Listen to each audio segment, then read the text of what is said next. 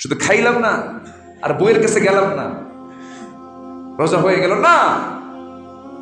রোজা কবুল হওয়ার জন্য সম্পূর্ণ সারেন্ডার করতে হবে কার কাছে?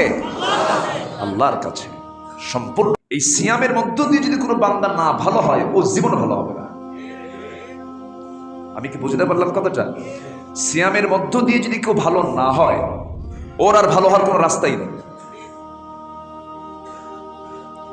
কারণ আল্লাহ পাক এটাকে রুটিন করেছেন। ওমান সামা ওমান কামা মান সামা রমাদানান ঈমানান ইহতিসাবান গুফিরা লাহু মা তাকদ্দামা মিন যামবিহি। আর ওমান কামা, এবং যে ব্যক্তি দাঁড়াবে, কি দাঁড়াবে? ঈমানান ইহতিসাবান, নামাজে দাঁড়াবে, কিয়ামুল লাইল করবে রাত্রে, আর সিয়াম করবে হলো দিনে। এই সিয়াম এবং কিয়ামের সঙ্গে এই 24 ঘন্টা রুটিনকে কাজে লাগায়া যদি কোনো বান্দা যদি আল্লাহর কাছে ফরিয়াদ করে এবং তওবা করে ফিরে আসে, ওই বান্দা হবে জগতের শ্রেষ্ঠ বান্দা। সম্মানিত ভাইয়েরা, তাহলে কি হবে? এই রোজা যদি সে পালন করতে পারে, আল্লাহ পাক বলছেন লাআল্লাকুম তাত্তাকুন, আশা করা যায় তোমরা আল্লাহওয়ালা হবে, খোদাভীরু হবে, তোমরা মুত্তাকির একটা সার্টিফিকেট তোমরা পেয়ে যাবে। যেরকম সুবহানাল্লাহ। কিসের সার্টিফিকেট বলেন? মুসলমানদের সার্টিফিকেট অনেক আছে, যেরকম রাকিউন, সাজিদুন, এগুলো সার্টিফিকেট। তাইবুন, এগুলো সার্টিফিকেট। তাইবুন, রাকিউন, সাজিদুন, আমিরুন, এরকম করে আল্লাহ পাক বিভিন্ন সার্টিফিকেট। আস-সাইহুন, মুমিনুন, এরপরে মুত্তাকুন। মুত্তাকুন হচ্ছে কারা? যারা বেঁচে থাকে সকল প্রকার হারাম থেকে। সকল প্রকার হারাম থেকে যারা বেঁচে থাকে। তাকওয়া এর মূল মাত্রা থেকে যেটা অর্থ আসে সেটা হলো বেঁচে থাকা। বেঁচে থাকা কি থেকে বেঁচে থাকা? সকল হারাম থেকে নিজেকে বেঁচে রাখা। আলহামদুলিল্লাহ বলুন।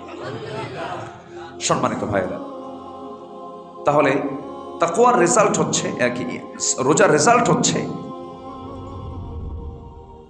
সে মুত্তাকি হবেই। সে যদি রোজা পালন করে, সে মুত্তাকি হতে বাধ্য, সে মুত্তাকি হবেই। এটা আল্লাহ পাক রেজাল্ট দিয়ে দিচ্ছেন। এবং এই রোজাটা শুধু আমাদের জন্য ফরজ না, এই রোজা আগেও ফরজ ছিল। তাহলে কি এটা কি নিউ ইবাদত না ওল্ড ইবাদত? মিন ক্বাবলিকুম, প্রাচীন। এটা আল্লাহ তাআলা আগের যুগের মানুষদের উপর এটা ফরজ করেছিলেন। যেরকম একজন মহিলা, যে মহিলার নামে আল্লাহ তাআলা কোরআনে তার নামে একটা নামকরণ করেছেন সূরা, এবং এই মহিলার নাম ছাড়া আর কোনো নাম আল্লাহ কোরআনে কোথাও বলেননি। কোন মহিলার নাম পাবেন না আপনি। পাবেন আসিয়ার নাম পাবেন, কিন্তু নাম পাবেন না। ইমরাআতা ফিরআউন, নূহ আলাইহিস সালামের স্ত্রী পাবেন ইমরাআতা নূহ। লূত আলাইহিস সালামের স্ত্রী পাবেন ইমরাআতা লূত। এরকম করে ইন্নাল্লাযীনা জাউ বিল ইফকি উসবাতুম মিনকুম, এখানে আম্মা জান আয়েশা সিদ্দিকার শানে আয়াতটা নাযিল হয়েছে, কিন্তু নাম পাবেন না। কোরআনে কোথাও মহিলার নামে, এক মহিলা ছাড়া কোনো মহিলার নাম নাই। একজনকেও আল্লাহ পাক ইনক্লুড করেননি। এনার নামটাও আসতো না। অধিকাংশ মুফাসসির তারা বলেছেন এনার নামটাও আসতো না, কিন্তু আর নিয়ে আসতে হয়েছে। কেন নিয়ে আসার মূল কারণ হলো আল্লাহ তাআলা এই নারীকে একটা বিশেষ মর্যাদা দিয়েছেন এবং বিশেষ পরীক্ষায় তাকে ফেলেছিলেন। স্বামী ছাড়া পিতৃহীন সন্তান আল্লাহ পাক একজন পৃথিবীতে দিয়েছেন। আদম তো আছেনই, ওনার তো বাপও নাই মাও নাই, কিন্তু ওনার পরে একমাত্র জন্মটাই মুআজিজা, জন্মটাই আশ্চর্য, যে একজন পুরুষ ছাড়া, বাবা ছাড়া একটা সন্তান পৃথিবীতে এসেছিলেন। সেই সন্তানটার নাম কি বলুন? এটা কার ছেলে?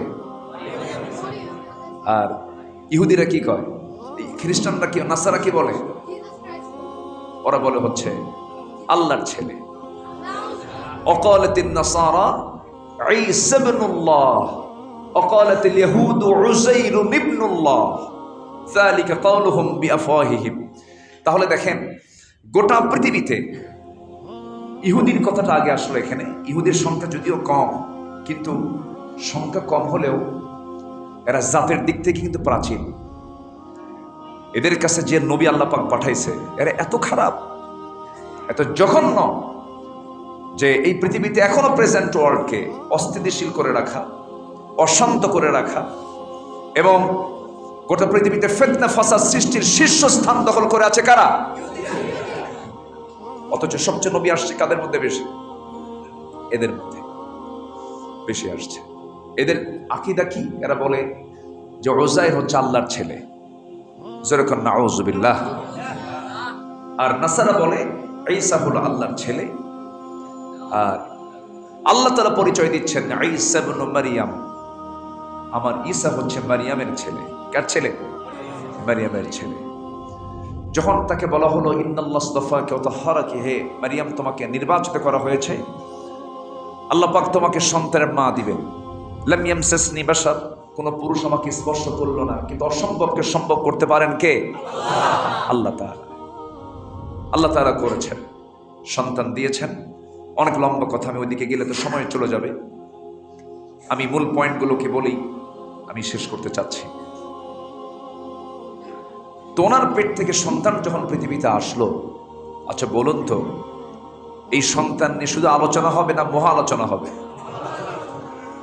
একদম top news, update news, breaking news যে এই সন্তানটা আসলো কেমনে। সবাই প্রশ্ন শুরু করে দিচ্ছে। আল্লাহ তাআলা বললেন, মারইয়াম তুমি এই প্রশ্নের জবাব তুমি দিবা না, তুমি এই প্রশ্নের জবাব দিবা না। এই প্রশ্নের জবাব দেওয়ার জন্য আমি ব্যবস্থা করেছি, তোমার কোনো টেনশন নাই। তুমি বলবে ক্বালাত ইন্নী নাযারতু লিররহমানি সাওমা, তুমি বলবে আমি রোজা আছি। আমি কি আছি বলেন? এখন বলেন রোজা কি আজকের? মানে রোজা কি আজকের? আগে উনি কি বললেন? ইন্নী নাযারতু লিররহমানি সাওমা, আমি রোজাদার। ওনার কি রোজা কি না খাওয়ার ছিল? ওনার রোজা ছিল হলো না কথা বলা। কি বলেন? কি না কথা বলা, আমি কোনো কথা বলবো না, এটা তার রোজা ছিল। তাহলে না খাওয়ার নামে কি শুধু রোজা? কথা না বলার নামও রোজা, হারাম কাজ না করার নামও রোজা, অবৈধ কোনো কাজে নিজেকে সম্পৃক্ত না করার নামও রোজা। শুধু খাইলাম না আর বইয়ের কাছে গেলাম না, রোজা হয়ে গেল না। রোজা কবুল হওয়ার জন্য সম্পূর্ণ সারেন্ডার করতে হবে কার কাছে? আল্লাহর কাছে সম্পূর্ণ সারেন্ডার করতে হবে। তাহলে মরিয়ম আলাইহিস সালাম তিনি কি বলেন? আমি রোজা আছি, আমি কিচ্ছু বলবো না। তাহলে রোজাটা কিন্তু শুধু খাওয়ার নয়, না খাওয়া নয়, না কথা বলা, এটা একটা রোজা। সঙ্গে সঙ্গে আল্লাহ রাব্বুল আলামিন দোলনায় থাকা সন্তান, নবজাতক, মাত্র 3 দিনের শিশু পৃথিবীর ইতিহাসে কোথাও নাই যে কথা বলতে পারে এমন সময় ওই দোলনায় থাকা সন্তান জবাব দিচ্ছেন, ইন্নী আবদুল্লাহ আতানিয়াল কিতাব ওয়া জাআলানি নাবিয়্যা, আমি হলাম আল্লাহর গোলাম। আল্লাহ পাক আমাকে ইনজিল কিতাব দান করেছেন আর আল্লাহ পাক আমাকে নবী করে দুনিয়াতে পাঠিয়েছে। আর তোমরা আমার মাকে নিয়ে যে সমস্ত তুল কালাম করছো, যে সমস্ত বাজে কথাগুলো তার দিকে তোমরা প্রয়োগ করছো, সন্দেহের তীর যে তোমরা তার দিকে নিক্ষেপ করছো, সম্পূর্ণ ভুল ধারণা। আমি নবী আর আমার মা হচ্ছেন একজন সম্মানিত নবীর মা। জোরে বলে সুবহানাল্লাহ। 3 শিশুর তুলনায় কথা বলেছেন পৃথিবীতে। 3 শিশু, এর মধ্যে এই আল্লাহর নবী ঈসা আলাইহিস সালাম তিনি একজন। সম্মানিত ভাইয়েরা, তাহলে আমরা রোজা রাখছি, রোজার ফলাফল আমরা অবশ্যই নেব আমার জীবনে। আমরা মুত্তাকি হব, জোরে বলি ইনশাআল্লাহ। মুত্তাকি কারা? মুত্তাকি কারা?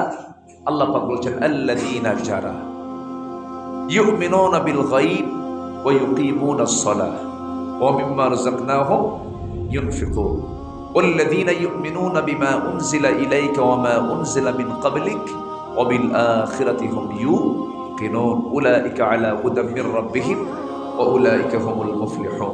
দেখেন আল্লাহ তাআলা যেখানে কথা বলেছেন কমপ্লিট করে দিয়েছেন, একদম শর্টভাবে কথাটা সম্পূর্ণ করে দিয়েছেন। এখানে যতটুকু বলেছেন এখানে আর কিছু থাকে না। মুত্তাকি কারা? 5টা গুণ যাদের মধ্যে থাকবে, যারা অদৃশ্যকে বিশ্বাস করবে, নামাজ কায়েম করবে, দান করবে, আখিরাতকে বিশ্বাস করবে, কিতাবকে বিশ্বাস করবে, আল্লাহ বলছেন এরাই হলো মহাসাফল্যে সাফল্যবান। যেরকম সুবহানাল্লাহ, এরাই হলো মুত্তাকি। তাহলে রোজার মধ্য দিয়ে যদি কারোর মধ্যে যদি নামাজ না আসে, তারপরে কিতাবের প্রতি বিশ্বাস না আসে, আখিরাতের প্রতি বিশ্বাস না আসে, দান সাদকার কোনো চেতনা জাগ্রত না হয়, আল্লাহর প্রতি বিশ্বাসে যদি কারো ফাটলতা সৃষ্টি হয়, ভাবতে হবে সে শুধু রোজাই আছে, না খেয়ে আছে, রোজার হক তার দ্বারা আদায় হয় নাই। সম্মানিত ভাইরা, নাম্বার 2, যদি কোনো বান্দা রোজা রাখে আর সে রোজা যদি কবুল হয়, কবুলকৃত রোজার পুরস্কার পৃথিবীর কেউ দেবে না, আল্লাহ নিজে দিবেন। এবং সব ইবাদতের সওয়াবগুলো আল্লাহ পাক কাতিবিনদের মাধ্যমে, লেখকদের মাধ্যমে, যারা সম্মানিত লেখক ফেরেশতা, তারা এগুলোকে হিসাবে নিয়ে আসেন। আল্লাহ পাক বলেন এই সবগুলো লেখো, এর আমল নামে এটা লেখো। আল্লাহ পাকের হিসাব রক্ষণ কর্মকর্তা আছে না নাই? আসতে বলে সবচেয়ে দুর্বল, সবচেয়ে দুর্বল, সবচেয়ে মজবুত।